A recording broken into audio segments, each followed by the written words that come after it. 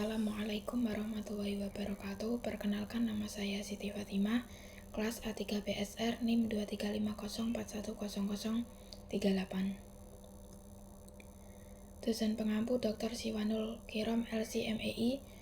Di sini saya akan menjelaskan materi yang berjudul akad takaful dan qard. Langsung saja, pengertian takaful. Takaful merupakan bentuk jaminan sosial yang berlaku di antara sesama muslim, di mana setiap individu bersedia untuk saling menanggung risiko.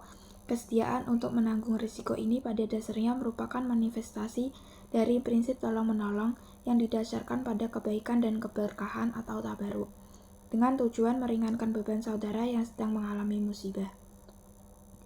Prinsip utama dalam takaful. Takaful dalam konteks muamalah didasarkan pada 3 prinsip utama sebagai berikut. 1. Saling bertanggung jawab. Prinsip saling bertanggung jawab dilakukan dalam banyak hadis Nabi SAW, seperti yang diriwayatkan oleh Bukhari dan Muslim. Dalam hadis tersebut dijelaskan bahwa hubungan antara orang-orang beriman dalam kasih sayang dan perhatian satu sama lain diibaratkan seperti satu tubuh. Jika salah satu bagian tubuh mengalami sakit, maka seluruh tubuh akan turut merasakan penderitaannya. Yang kedua, saling bekerja sama dan saling membantu ditegakkan nilai-nilai tolong-menolong dalam kebaikan dan ketakwaan.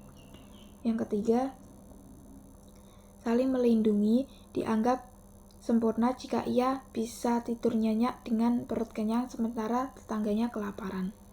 Mekanisme operasional asuransi syariah takaful. Sistem takaful dirancang untuk menghilangkan 3 unsur yang dianggap bermasalah dalam syariah, yaitu ketidakpastian gharar, perjudian maisir, dan riba. Dalam operasionalnya yang berbasis syariah, asuransi takaful umum menerapkan kerjasama dengan para peserta berdasarkan prinsip bagi hasil atau al-mudharabah. Prinsip ini memungkinkan pembagian keuntungan operasional kepada peserta takaful yang tidak pernah mengajukan klaim atau membatalkan polis. Perbedaan secara rinci antara takaful dan asuransi lainnya. 1. Akad. Kejelasan akad dalam praktek muamalah merupakan prinsip penting karena menentukan sah atau tidaknya transaksi secara syariah. Yang kedua, akad tabaruk. Niat tabaruk merupakan alternatif yang sah dan diakui oleh syariah untuk menghindari praktik-praktik yang diharamkan dalam asuransi. Yang ketiga, akad ta'awun.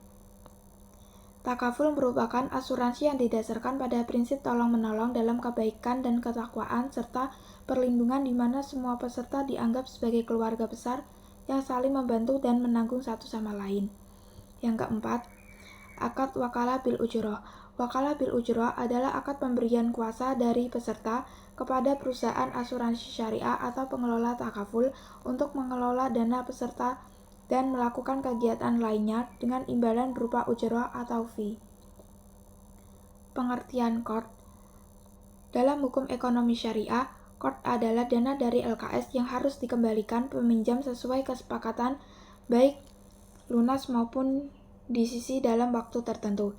Secara etimologi, istilah qard berasal dari kata al-qatu yang berarti pemotongan. Dalam konteks akad qard, pemotongan ini merujuk pada bagian harta yang diberikan oleh pemiliknya kepada orang lain. Secara terminologi, qard diartikan sebagai pemberian pinjaman harta kepada orang lain tanpa mengharapkan imbalan. Landasan hukum qard. 1. Akidah. Akidah merupakan ajaran yang mengatasi keyakinan terhadap keberadaan dan kekuasaan Allah. Keimanan ini mendorong seorang muslim untuk menjalankan sebagai aktivitasnya di dunia dengan tujuan utama memperoleh keridhaan Allah. Sebagai khalifah, manusia memiliki amanah dari Allah untuk menjaga dan memakmurkan bumi. Yang kedua, akhlak adalah landasan perilaku dan kepribadian seorang muslim yang mencerminkan ketaatan terhadap syariah dan akidah. Akhlak yang baik atau akhlakul karimah menjadi ciri seorang muslim yang menjalankan hidupnya sesuai ajaran Islam. Ketiga, syariah adalah aturan yang mengatur kehidupan seorang muslim baik dalam hubungannya dengan Allah atau hablum minallah maupun dengan sesama manusia atau hablum minannas, syariah merupakan bentuk pengalaman dari akidah yang diyakini. Karakteristik qard. 1. Tidak diperbolehkan bagi mukrid atau pemberi pinjaman untuk mengambil keuntungan apapun karena hal ini dianggap sama dengan riba. Yang kedua, qard dilakukan melalui akad pinjam-meminjam.